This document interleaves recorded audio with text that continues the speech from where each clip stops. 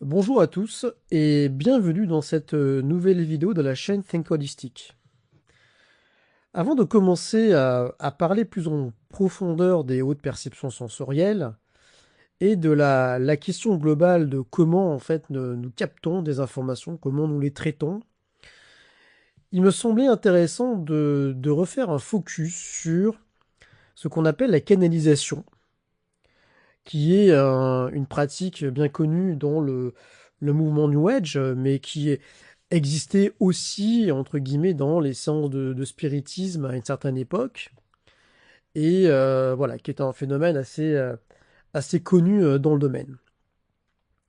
Il y a un aspect tout à fait singulier qui m'est venu à l'esprit quand je lisais donc Ra Material, euh, The Law of One, donc qui est une canalisation qui date des années 80 avec l'entité nommée Ra. Et en relisant aussi un petit peu Seth, au bout d'un moment, j'ai fait le parallèle sur le fait que quand on lit en fait ces textes, on a vraiment l'impression que c'est comme un dialogue intérieur projeté. Et en plus, on a vraiment l'impression qu'il y a un côté très affirmatif, vous savez, beaucoup dans le logos. Logos, c'est la pensée, c'est l'idée de vérité, l'idée d'être dans l'affirmation, d'être tranché, catégorique, bon, dans cette direction-là. Et ça, en fait, vous savez ce que c'est? C'est les caractéristiques en lien avec l'animus chez la femme. Donc l'animus chez la femme, c'est ce que Jung appelait la partie, donc l'âme masculine d'une femme, qui va du coup compléter euh, qui va compléter le moi en fait de la personne. Et nous les hommes aussi, nous avons une âme féminine qui s'appelle l'anima. Et donc chez la femme, l'animus est vraiment en lien avec le côté logos, le côté intellectuel, le, tout ce qui tourne autour des idées, des pensées, de la vérité en fait, de la réflexion. Voilà, c'est vraiment tourné sur ça. Tandis que chez l'homme, l'éros est plus tourné sur la sensualité, le rapport au corps, la protection, la douceur, le rapport aussi à la sexualité, entre guillemets. Bon, voilà les deux aspects. Et quand on lit ces textes, vraiment, voilà, pour Rat Matériel, c'est à chaque fois quand tu commences à faire ces canalisations, ça commence par «Je suis rat». Non mais vraiment, hein. Je caricature, mais ça fait un peu ça, quoi. Je suis rat, je viens de non. Je...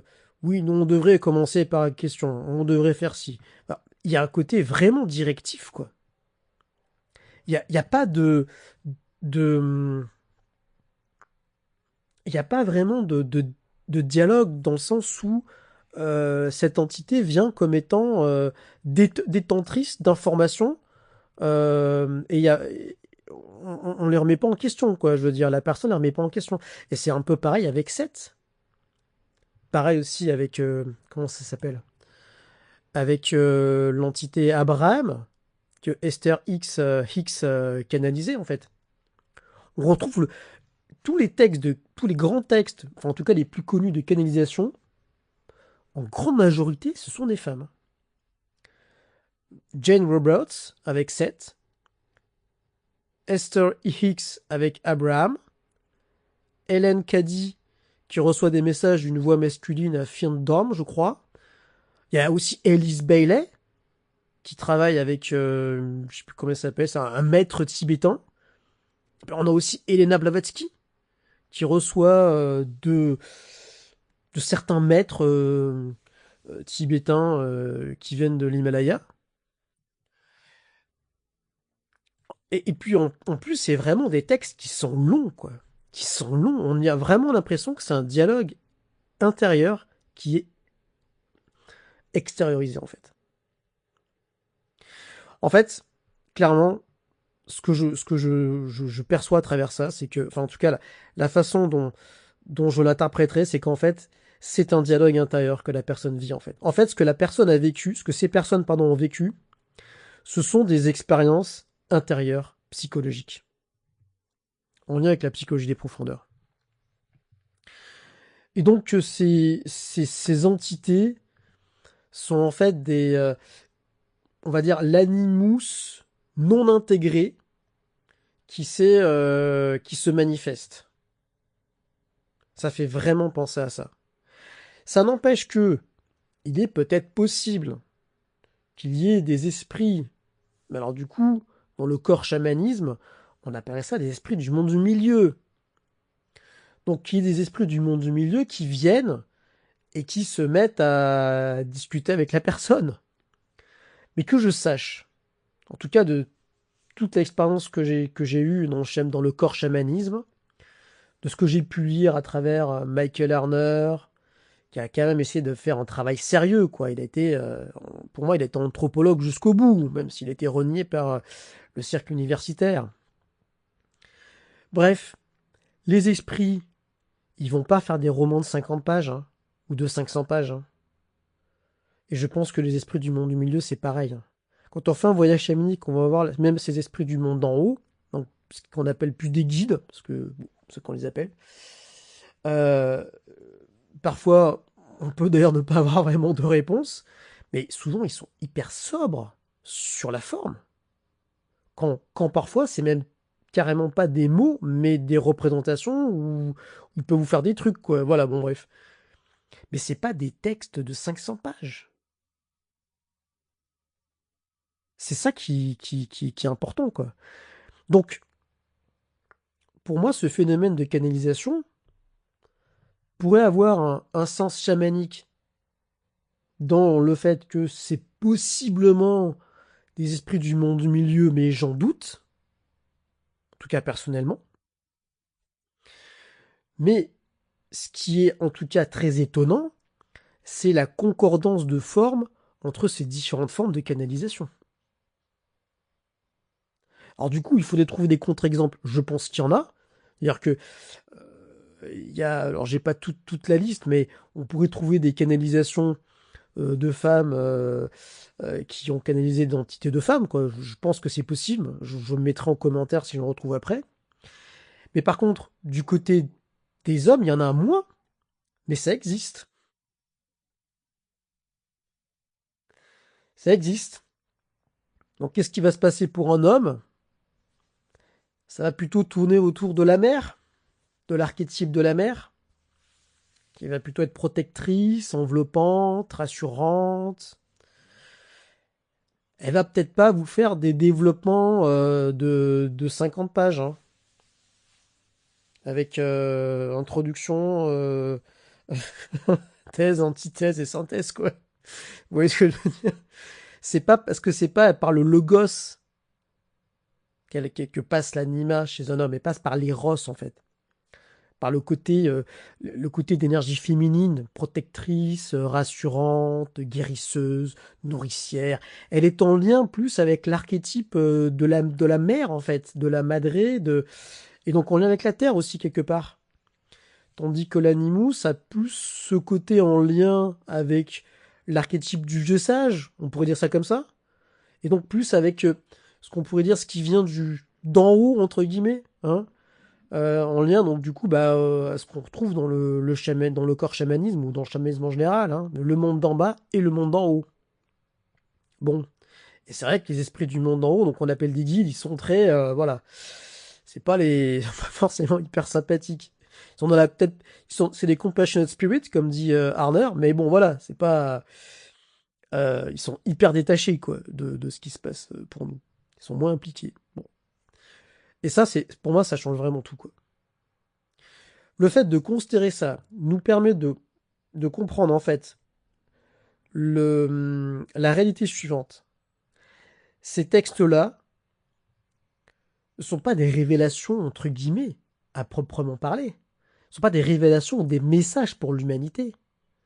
Ce sont avant tout des expériences intérieures que ces gens ont vécues. Et c'est pas pour dire que ces expériences n'ont pas leur importance. C'est pas pour dire non plus que ces gens-là ont imaginé des choses. Non, non, non, non. Ils ont vécu quelque chose. Mais c'est une expérience intérieure qui, dans l'idée, aurait dû peut-être être plus intériorisée. Alors, c'est peut-être ce que ces gens-là ont fait après. J'en sais rien. Peut-être qu'ils sont revenus dessus et qu'ils ont fait ce travail, on va dire, d'intégration moi conscient du contenu de leur inconscient. Et qu'ils ont eu un autre regard de l'expérience qu'ils avaient vécue. Mais voir à travers ces textes et ces messages des révélations pour l'humanité, c'est une extrapolation du contenu du message. Et c'est pour ça que la plupart de ces messages ne parlent pas à tout le monde en fait. Ils vont peut-être résonner chez certaines personnes, parce que ça fait écho à des choses que nous vivons, et dans ces cas-là, il n'y a pas de problème. Vous voyez ce que je veux dire? Je suis pas en train de dire, je suis pas en train de juger, de dire que c'est bien ou c'est pas bien, ou de dire que c'est réel ou c'est pas réel. Non, non, l'idée c'est d'apporter de la nuance et de comprendre en fait. Il n'y a pas quelque chose de commun, pas quelque chose qui aurait du sens. Et par rapport à Jung, Jung en fait il a vécu ça. Alors premièrement il s'est intéressé au channeling, et il était parti quand même sur l'hypothèse qu'en fait c'était quand même du contenu de l'inconscient de la personne. Et ça l'a amené je pense, et si je me souviens bien, à théoriser l'idée de complexe, c'est-à-dire de complexe, c'est des cristallisations de l'énergie psychique en lien avec une idée et un affect qui a une forme d'autonomie en fait et qui peut perturber le fonctionnement du moi. Donc là, je résume très simplement, très grossièrement. Encore une fois, je ne suis pas non plus spécialiste, je ne suis pas jungien à proprement parler, je ne suis pas un spécialiste confirmé de toute cette théorie. Tout ça, tout ce que je fais, c'est mes propres réflexions et mes hypothèses par rapport aux éléments que j'ai. Je vous les partage. Voilà, après, vous en faites ce que vous voulez. Mais c'est vrai que j'aurais dû le préciser au début, mais je le précise maintenant. Bon. En tout cas, Jung, il s'est intéressé à ça et il a vécu quelque chose de très fort qui est en lien avec de la canalisation. Il a écrit justement le livre rouge tourne autour de ça, avec cette entité qui s'appelait, enfin comment l'appeler, on sait pas, cette entité psychique, cette personnalisation qui s'appelait Philémon. Mais il a vécu le process dans son intériorité jusqu'au bout. Ça l'a aidé pour construire des choses, mais il n'est pas parti sur le fait que ce qu'il vivait, c'était un message qu'il fallait qu'il transmette à toute l'humanité, quoi.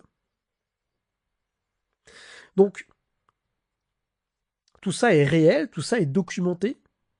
Tout ça nous amène à considérer que c'est pas pour dire que ces phénomènes-là n'existent pas et qu'ils n'ont pas leur importance, mais c'est pas pour dire aussi et non plus que ces phénomènes et ce qui est canalisé entre guillemets, c'est de l'ordre de la révélation universelle pour tout le monde. Non, ce sont d'abord et avant tout des expériences intérieures pour ces personnes. Et ça change complètement la donne pour moi. Vraiment.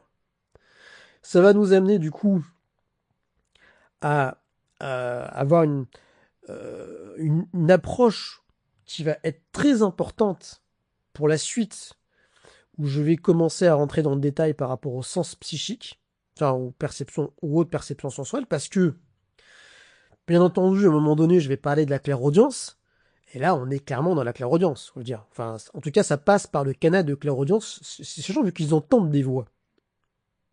Ok? Donc du coup, c'est important de prendre en considération pour essayer de systématiser et d'avoir une approche un peu crédible par rapport à ça.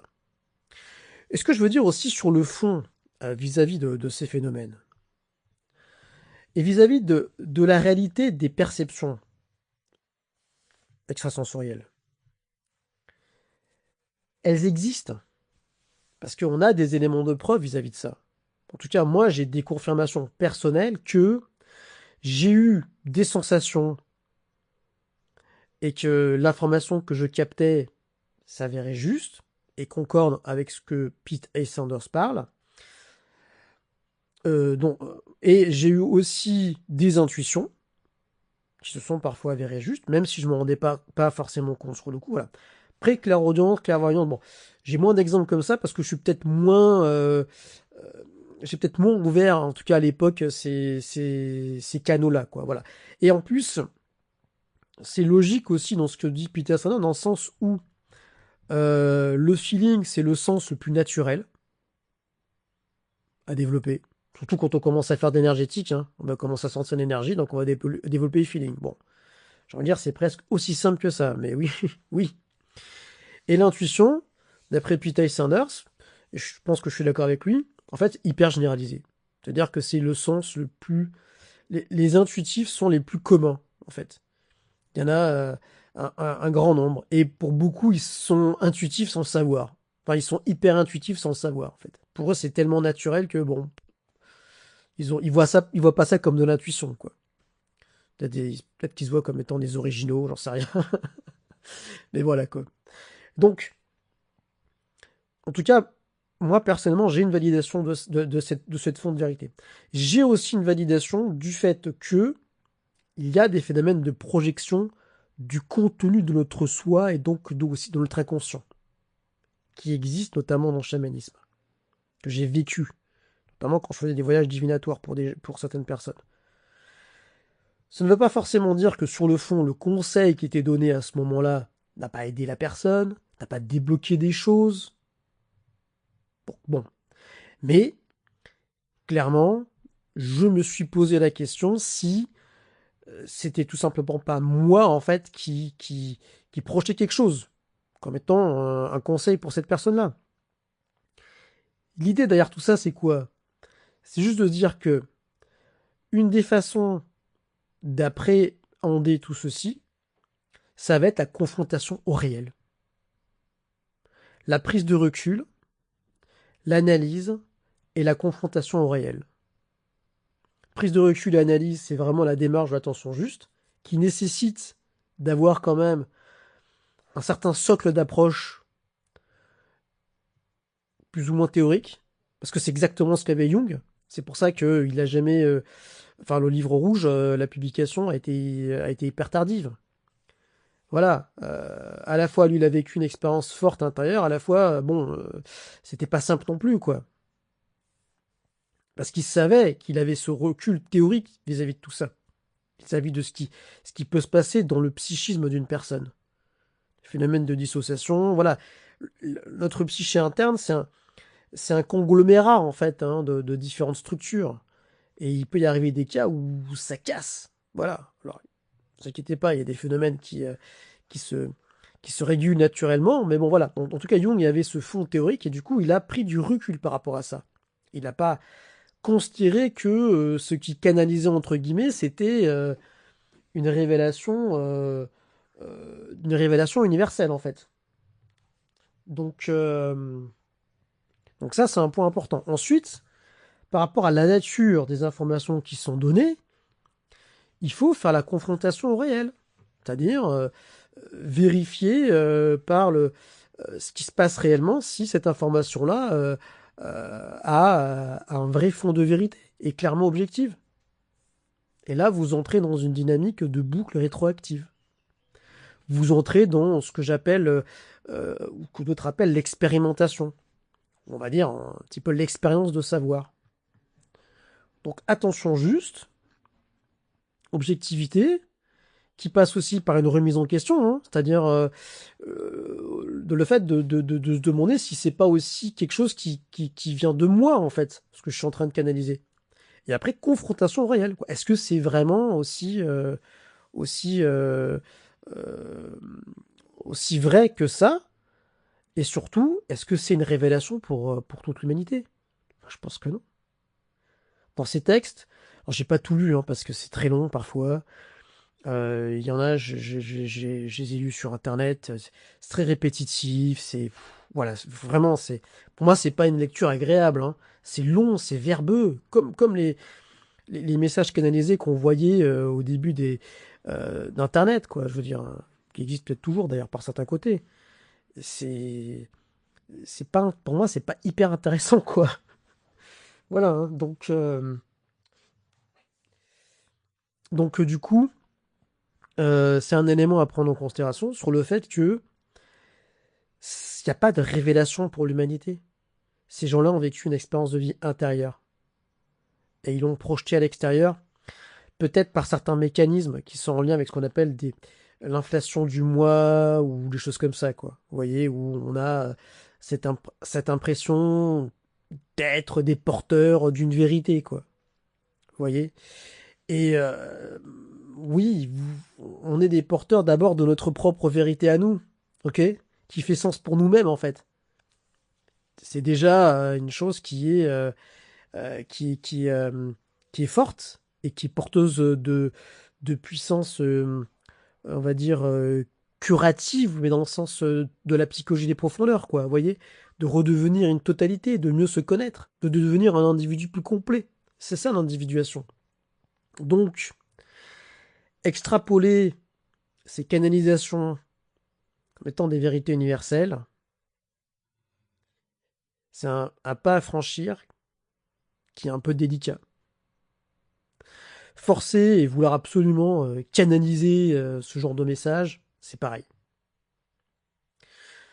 Je pense que on a besoin de méthodologie, de structure pour éviter de tomber dans ce genre de on va dire, de considérations qui peuvent amener à un déséquilibre au niveau de notre structure psychique, à une inflation du moi, qui, entre guillemets, se construit une image, qui, euh, qui projette peut-être trop à l'extérieur des choses qui devraient être propres à son vécu à lui ou à elle, et qui, au bout d'un moment, se confrontera au réel, en fait. Et la confrontation au réel, eh bien, va rééquilibrer tout ça. Alors, c'est peut-être dans le processus d'individuation de la personne, et c'est peut-être dans son vécu à elle, donc en soi, bon, bah, très bien, je veux dire, allons jusqu'au bout du processus, on verra bien, il n'y a rien de dramatique. Mais sur le fond, pour moi, ça permet vraiment de mieux comprendre ce phénomène, et quand même aussi d'essayer de prendre le plus possible du recul, quoi. Et d'éviter de sortir de ces canalisations des vérités transcendantales et universelles, quoi, qui sont de toute façon invérifiables et qui peuvent être le fruit de la création de l'inconscient de la personne, quoi. Voilà. Donc il faut prendre quand même du recul et prendre tout ça avec des pincettes. Au niveau des sens psychiques, quel lien avec tout ça? Eh bien du coup, le lien est le suivant.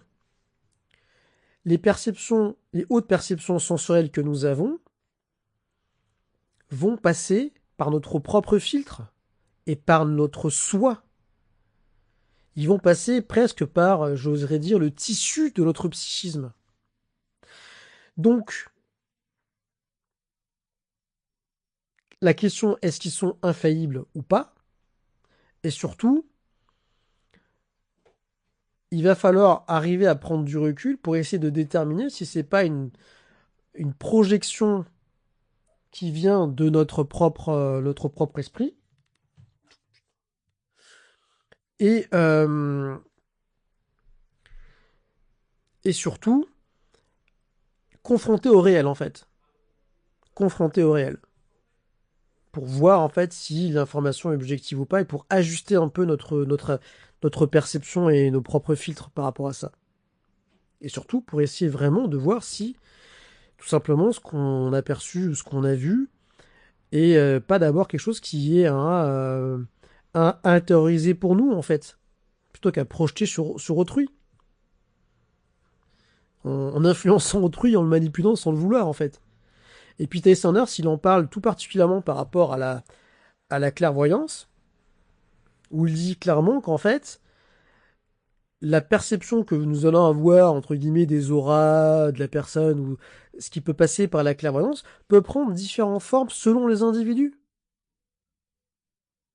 Des gens peuvent voir des formes de couleurs, d'autres vraiment des symboles, visiblement. Alors après, moi, je sais pas, j'ai pas suffisamment de recul par rapport à tout ça, mais lui, c'est ce qu'il a constaté par l'expérience.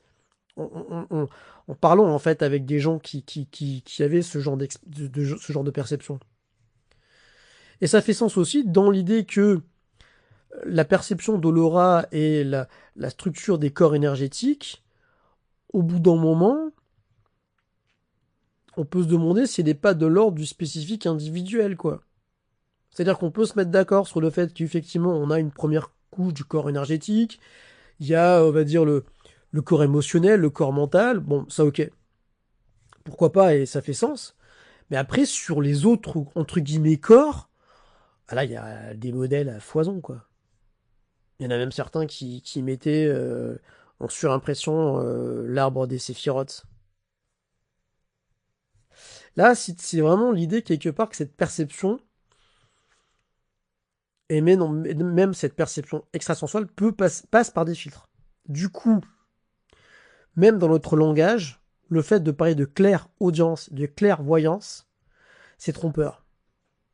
Parce que clair veut peut-être, enfin, voudrait induire que cette perception est totalement, justement, claire, dedans, vide de tout filtre, propre, complètement objective, alors qu'elle peut avoir une part de subjectivité.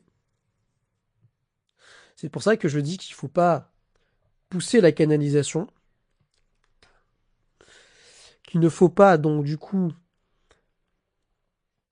qu'il faut garder du recul par rapport à ces hautes perceptions sensorielles, qu'il faut garder son esprit critique et essayer d'avoir une vue d'ensemble des choses en fait. Donc de passer par l'attention juste. Et surtout, il ne faut pas forcer les choses, c'est ça aussi. Pas forcer l'acquisition entre guillemets de ces hautes perceptions. Enfin l'acquisition, en fait, on les a déjà tous, hein, plus ou moins. Il suffit de, entre guillemets de nettoyer des cadeaux. Mais voilà, on les a déjà. Donc le fait de retrouver ses sens, il faut pas pousser aussi cette canalisation en fait. Que ce soit canalisation des entités ou même à travers le spiritisme. Enfin, le risque est trop grand de ou avoir en face une objectivisation, en fait, non, une projection de notre soi, de notre inconscient, donc un complexe intérieur, ou, euh, ou alors un esprit du monde du milieu qui veut nous faire une blague, quoi. Voilà. Et c'est pour ça que dans le corps chamanisme, et ça Michael Erner le dit, le répète, et c'est comme ça qu'on apprend, on va pas dans le monde du milieu au début. On apprend à voyager dans le monde d'en bas, dans le monde d'en haut, et quand on va dans le monde du milieu, on y va par l'intermédiaire de nos esprits alliés, qui servent de bouclier protecteur, en fait. En fait, pour moi, ils servent à relativiser l'énergie magnétique qu'il peut y avoir dans ce monde du milieu. La fascination qu'on peut avoir avec ce monde du milieu. Parce que le monde du milieu, on y est, en fait. C'est comme si nous, on était un peu des esprits, entre guillemets, du monde du milieu, quoi, dans un certain sens. Et donc, il y a des choses qui vont avoir un impact sur nous et qui vont être très prégnants par rapport à ça. Et ça explique aussi dans un certain sens, enfin on peut faire un parallèle dans un certain sens, du fait que quand Jung disait que le moi conscient expérimente une énergie archétypale de l'inconscient collectif, c'est une expérience lumineuse, quoi. C'est une expérience mystique. C'est bouleversant. Du coup, les gens peuvent être amenés à voir ça comme une expérience divine, quoi. Des visions par exemple, de l'archétype, de certains archétypes chrétiens, de la Vierge Marie, voilà. Alors alors que sur le fond, le plus important, c'est le vécu à l'intérieur de la personne, en fait. C'est ce qu'elle va faire de ça, en fait, le plus important. Ça, je pense que c'est là-dessus qu'il faut revenir pour éviter de perdre du temps, entre guillemets, de vouloir absolument chercher des vérités, entre guillemets, complètement objectives dans ces textes. Alors, je dis pas qu'il n'y a pas des choses inintéressantes, bien entendu, mais voyons ça comme d'abord des récits d'expériences intérieures que ces gens ont vécues, en fait. Plutôt que comme des révélations avec comportant des vérités, des vérités nouvelles qu'on n'avait jamais vues. Enfin, voilà. Vous voyez ce que je veux dire? Et à partir de là, ça change complètement la donne, pour moi. Et surtout, ça conforte le fait que on a besoin d'intégrer de la nuance, d'intégrer cette notion de opposé complémentaire, d'intégrer cette notion d'ombre, d'intégrer cette notion d'anima et d'animus. tous ces aspects-là qui sont en lien avec, avec la dimension donc, du sixième et du septième circuit, tout particulièrement du septième, du fait que ce sont des, des représentations archétypales, donc structurantes du psychisme et de notre vie en général. On a besoin donc de la psychologie des profondeurs pour avoir une meilleure assise, pour avoir une meilleure objectivisation et compréhension de ce qui se passe dans le monde invisible. Et pour éviter des phénomènes d'hyperinflation du moi. Et pour éviter des retours au réel trop brusques et parfois dramatiques. Voilà, ça fait très, excusez-moi, très avertissement, vous voyez, voilà. Encore une fois, je précise que tout ceci, c'est mon point de vue, d'accord? Que ça n'enlève rien à l'expérience que ces gens ont vécue, que on a besoin de retrouver un contact avec notre boussole intérieure et donc ces perceptions extrasensorielles, que on a besoin d'entrer en contact avec le contenu de notre inconscient et de comprendre ce qui se passe et de travailler avec les symboles et les archétypes, que on a besoin aussi de retrouver une pratique chamanique, enfin en tout cas pour moi, notamment au tambour, changement d'état de conscience, voilà, parce que ça permet de retrouver une liberté spirituelle qui peut être créatrice, vu que le problème que nous avons en Occident, c'est que nous n'avons plus vraiment, pas complètement, une espèce de mythe fondateur, enfin, nos référentiels spirituels sont assez perturbés, quoi. Voilà, d'où le fait qu'il y a des gens qui cherchent des solutions à travers le chamanisme celtique. Voilà, bon, le problème, c'est que on n'est plus des Celtes. Et on n'a aucune trace écrite. Donc, comme j'ai dit dans ma vidéo, ça laisse la porte ouverte à toute interprétation, et voilà, c'est bon. Bon, de même que l'idée, selon moi, c'est pas de s'identifier à une culture bouddhiste ou à une culture taoïste ou autre. Alors, personnellement, chacun fait ce qu'il veut, mais on peut pas généraliser ça, parce que c'est pas notre culture. Notre inconscient collectif européen n'a pas les mêmes codes. Voilà, je pense que l'idée, c'est de favoriser des conditions pour que quelque chose de nouveau émerge, je pense. Voilà, bon, on verra bien, mais en tout cas, dans un premier temps, voilà, effectivement, on a besoin de prendre du recul, confrontation au réel, et de se poser des questions entre ce qui vient du contenu de notre totalité, de notre soi, et quel rapport, en fait, on va entretenir avec ça, et ce qui pourrait venir, ou ce qui pourrait être une espèce de révélation qu'il faudrait absolument faire connaître à tout le monde, quoi. Voilà. C'est en tout cas la nuance que je voulais apporter par rapport à ça, et pour moi, c'est une forme de pré-synthèse et pré-conclusion autour de tous ces phénomènes de canalisation qui sont nombreux et qui, sur le fond, en tout cas pour moi, voilà, ça n'apporte pas, ça m'apporte rien, entre guillemets, j'ai rien à manger, quoi. C'est mon intellect qui parle. Voilà. Bah écoutez, merci à tous d'avoir écouté jusque-là.